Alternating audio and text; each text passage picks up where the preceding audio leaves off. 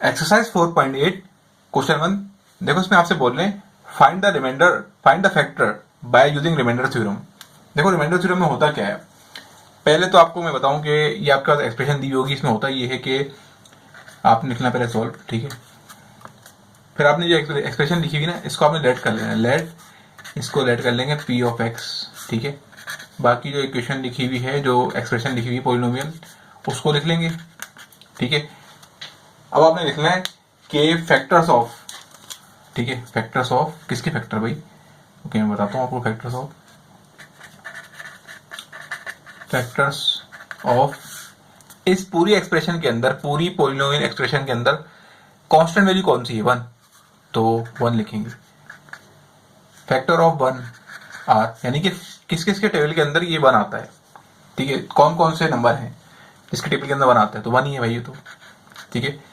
जिसके टेबल में भी आता है ना, तो यहाँ लिखेंगे उसके साथ प्लस माइनस लिखेंगे नंबर के साथ। देखो मैं आपसे बोलता हूँ, ये 6 है ना, 6 जो है किसका फैक्टर है, तो आप क्या लिखोगे, 2 के टेबल में आता है, 3 के टेबल में आता है, ठीक है, और 1 के टेबल में आता है। नहीं, पहले 1 लिखोगे, 1 के टेबल में आता है 2, 6, और 6 जो है 2 के टेबल में आता है एंड 3 के टेबल में आता है, ठीक है। ये आपने फैक्टर लिख दिए, इन सब के साथ आप प्लस माइनस की साइन लगा दोगे, ठीक है। रिमाइंडर थ्योरम जब आप करोगे तो, ठीक है। आपको पता है कांस्टेंट वैल्यू कौन सी है, -1 यानी 1 है, तो 1 के फैक्टर्स कौन कौन से हैं, 1, 1 जो है 1 के टेबल में आता है सिर्फ, ठीक है। तो 1 लिखोगे आप, उसके साथ प्लस माइनस लगा दोगे। देखो अब आप करोगे क्या, अब आप करोगे ये क्या, आप क्या करोगे, इस 1 को, आपके पास 2 वैल्यूज है ना, प्लस और -1, ठीक है। तो आप पहले लोगे क्या, +1 लोगे। देखो इसमें करना ये आपने कि आपको 4.7 एक्सरसाइज अगर याद नहीं है तो आप उसको देखो जाके, उसके अंदर हमने एक मेथड अप्लाई किया था जो कि था सिंथेटिक डिवीजन, ठीक है। वो मेथड हम वो यहीं पे अप्लाई करेंगे।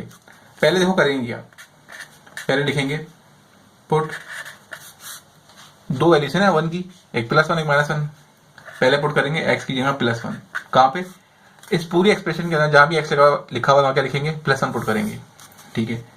उससे होगा क्या दिखाता हूं मैं, ये लिखा, जहां भी x है वहां क्या आ जाएगा, +1, ठीक है। 1 का क्यूब क्या होता है, 1 होता है, 1 का स्क्वायर 1 होता है, +1 एंड देन -1। देखो ये प्लस का 1 -1 कैंसिल हो गया, ये प्लस का 1 -1 कैंसिल हो गया, आंसर 0 आ गया। अगर आंसर 0 नहीं आता तो फिर हम क्या पुट करते हैं, -1 पुट करते हैं, ठीक है। आपने ये करना है, आपको एक एक्सप्रेशन दी होगी, आपने जो इसमें कांस्टेंट नंबर है उसे फैक्टर्स लिखने, यानी कि कांस्टेंट किसी टेबल में वो आता है, 1 के टेबल में आता है 1, ठीक है, तो उसका प्लस माइनस लगा देना। जैसे ये देखो अगर 6 लिखा होता है ना यहाँ पे कांस्टेंट, तो मैं क्या करता, देखता भाई कि किसके टेबल में 6 आता है, तो 1 के टेबल में आता है, 2 के टेबल में आता है, 3 के टेबल में आता है। शुरुआत हमने 1 से करनी है, और उन सब के साथ जितने ही फैक्टर है 6 के, उसके साथ क्या लगा देना है, प्लस माइनस लगा देना है। यहाँ पे तो 1 का फैक्टर एक ही है 1, क्योंकि 1 जो 1 के टेबल में आता है सिर्फ, तो प्लस माइनस लगा देंगे। अब क्या करेंगे, अब जो आपका एक्सप्रेशन दी हुई है उसके अंदर आप पुट करोगे क्या, +1 पुट करोगे, पहले देखोगे आंसर 0 आ रहा नहीं आ रहा, अगर नहीं आ रहा होगा तो फिर -1 पुट करोगे, ठीक है। देखो आपके पास आंसर आ गया क्या, आपके पास आंसर आ गया 0 आ गया 1 पुट करने पे ना, +1 पुट करने पे। तो अब देखो ये जो आपके पास आपने लेट की थी ना, ये लिखा था ना पुट x = -1। अब सोचो अगर मैं इस 1 को इधर लेके आता हूँ इस तरफ x के पास लेके आता हूँ 1 को, तो 1 क्या हो जाएगा, 1 हो जाएगा, प्लस का 1 हो जाएगा ना, सॉरी माइनस का हो जाएगा, प्लस का है ना, तो यहाँ क्या हो जाएगा, माइनस का हो जाएगा, ठीक है। तो हम ऐसे लिखेंगे हम x - 1 is a factor of, ठीक है, is the factors of given polynomial, ठीक है। मैं आपसे कहूंगा कि आप पहले जाके 4.7 एक्सरसाइज देख लो, ताकि आपको ये अच्छे से समझ में आएगी। जो मैं इसमें काम करने वाला हूँ ना, वो काम मैं 4.7 में डिटेल में सिखा चुका हूँ, तो पहले वो देख लोगे एक्सरसाइज, तो फिर ये समझ में आएगी आसानी से, ठीक है। देखो x1 पुट करने पे आंसर आया ना, तो यहाँ क्या लिखोगे x -1, क्योंकि यहाँ जाके क्या हो जाएगी वैल्यू, प्लस का 1 हो जाएगा, माइनस का हो जाएगा। अगर -1 पुट करने पे आंसर आता तो फिर हम क्या करते, ये अगर ये -1 यहाँ पे लिखा होता तो वहां क्या होता, प्लस हो जाता, फिर हम यहाँ लिखते x + 1, ठीक है। ये आपका फैक्टर आ गया। अब देखो क्या करेंगे, अब इसको सॉल्व करेंगे बाय सिंथेटिक डिवीजन। ये कौन सा मेथड है, ये मेथड मैंने प्रीवियस एक्सरसाइज है 4.7 उसमें पढ़ा है पूरा, ठीक है, जिसका नाम होता है सिंथेटिक डिवीजन। उसमें होता क्या है, आप ऐसे लाइन बनाते हो, यहाँ पे लाइन बनाते हो, देन फिर आप ये लिखते हो ऐसे। आप देखो क्या पुट करने पे हमारे पास 0 आंसर आया, भाई +1 पुट करने पे 0 आंसर आया, तो 1 यहाँ लिख दोगे, ठीक है। बाकी आपके पास जो एक्सप्रेशन दी हुई ना, पॉलिनोमियल एक्सप्रेशन दी हुई है, तो ये जो एक्सप्रेशन है ना, इसको क्वेश्चन बोल लो या पॉलिनोमियल एक्सप्रेशन बोल लो, ठीक है, जो आपको आसान लगे। ये जो आपको क्वेश्चन दिया हुआ है, इसमें जो x की जो वैल्यूज है, उनका कोफिशिएंट लिखेंगे यहाँ पे, मतलब क्या एक्स के जो आगे जो चीज़ें लिखी हुई नंबर लिखे हैं वो लिखेंगे। देखो एक्स क्यूब क्या है, कुछ भी नहीं लिखा हुआ ना, तो एक्स क्यूब की वैल्यू क्या है 1। एक्स स्क्वायर क्या है, क्या लिखा हुआ, कुछ भी नहीं लिखा हुआ, तो एक्स क्यूब की वैल्यू क्या है -1 एक्स स्क्वायर की। एक्स क्या है, कुछ भी नहीं लिखा हुआ, तो एक्स की वैल्यू क्या है, यहाँ भी 1 है और ये -1, ठीक है। अगर लेट्स सपोज ऐसे होता, एक्स क्यूब के आगे लिखा होता 3 लिखा होता और एक्स स्क्वायर के आगे लिखा होता 6 लिखा होता, तो फिर हम क्या बोलते हैं, एक्स क्यूब का कोफिशिएंट क्या है 3, एक्स स्क्वायर का कोफिशिएंट क्या है 6, ठीक है। अगर कुछ ना लिखा हो तो फिर क्या होता है 1 होता है, लिख दिया हमने, ठीक है। अब देखो क्या करेंगे इसको, ये जो मेथड है इसमें ऐसा करते हैं कि पहली वैल्यू ऐसी तोड़ देंगे, ऐसी आ गई।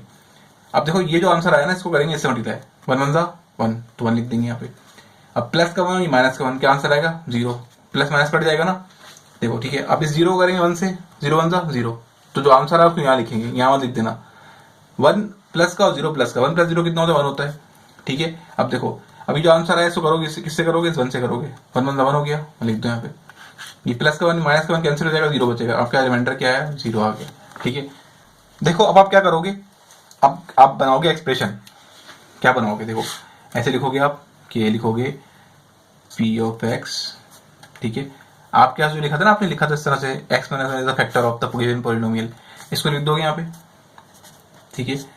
इसके बाद ये जो आपके पास नंबर बचेंगे 1 0 1, इसको ट्रांसफॉर्म करोगे इसके अंदर, इसको करोगे ट्रांसफॉर्म इसके अंदर, अलजेब्रा के अंदर, फॉर्म के अंदर करोगे, ठीक है।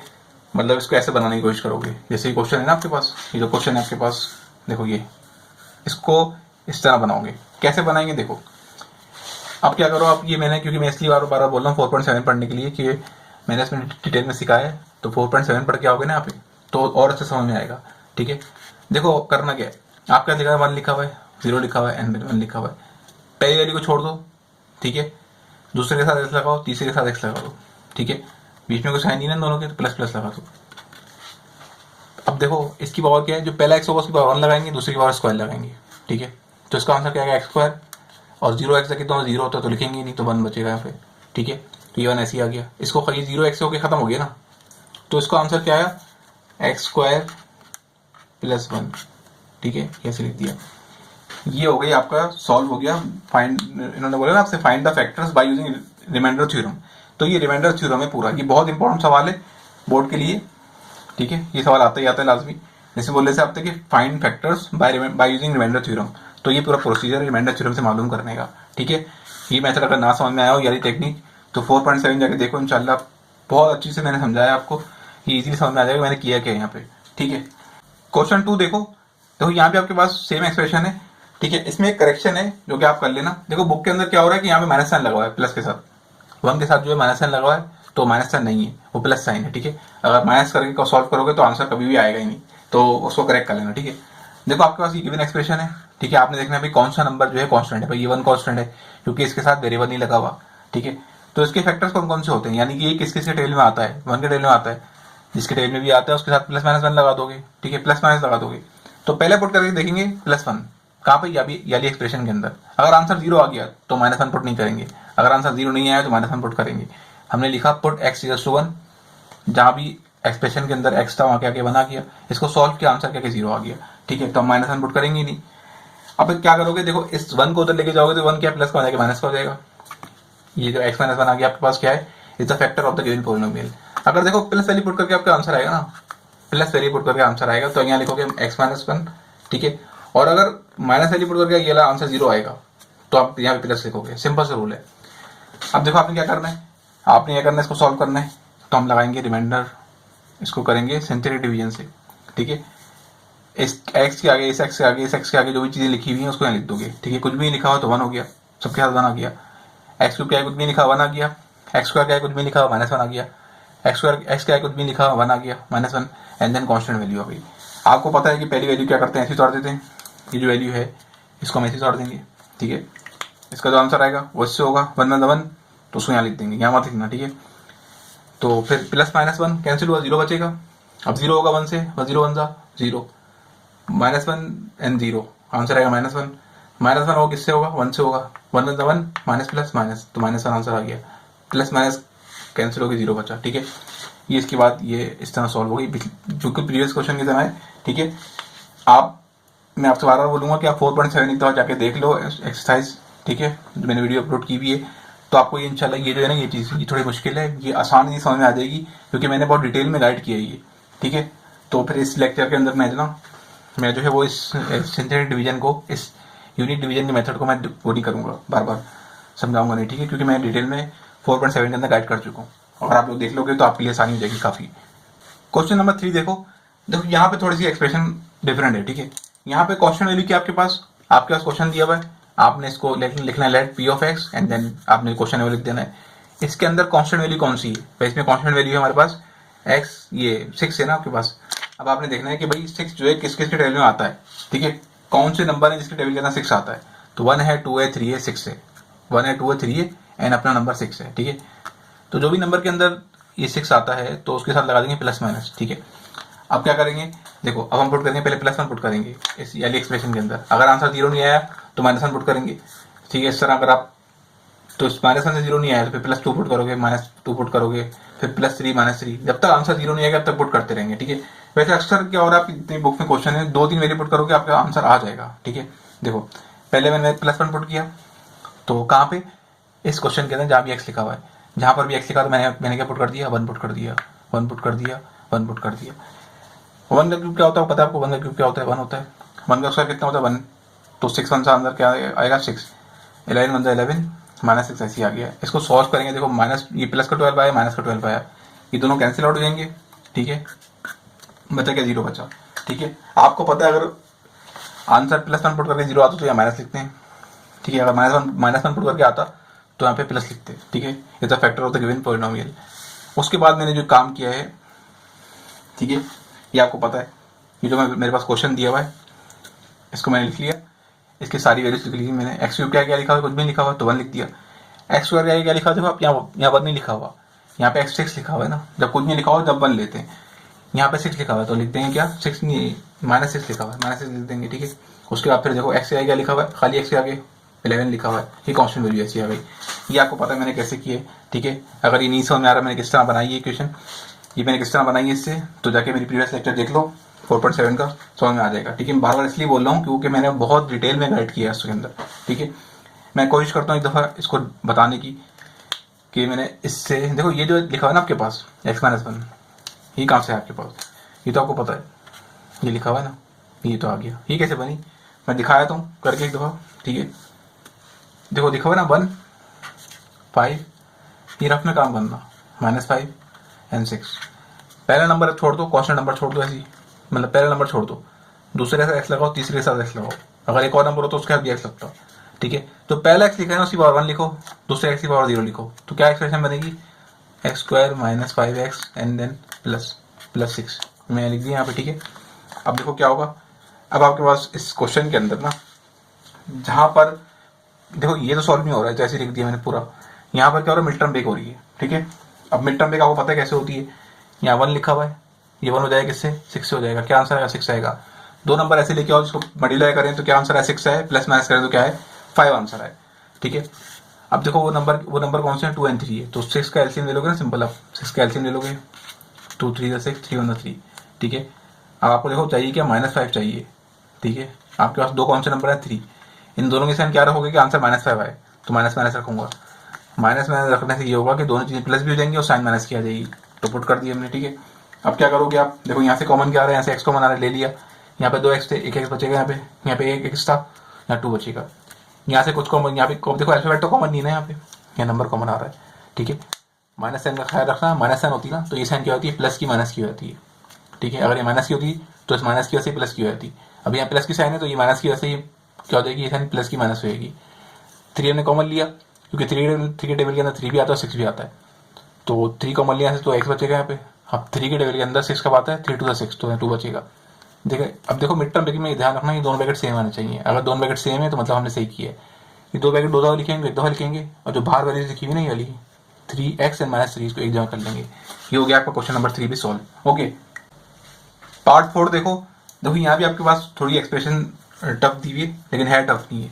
देखो कांस्टेंट वैल्यू कौन सी? -20 है ना, तो देखेंगे -20 किसके टेल में आता है, ठीक है। अगर आपको चेक करना है ना -20 किसके टेल में आता है, सॉरी ये 20 किसके टेल में आता है, माइनस साइन नहीं, तो क्या करो उस नंबर से डिवाइड कर देख लो। जैसे आपको चेक करना है भाई 3 के टेबल के अंदर 20 आता नहीं आता, तो 20 को डिवाइड करो 3 से, अगर आंसर पॉइंट में आया तो मतलब नहीं आता, ठीक है, अगर आंसर होल नंबर में आया तो मतलब आता है।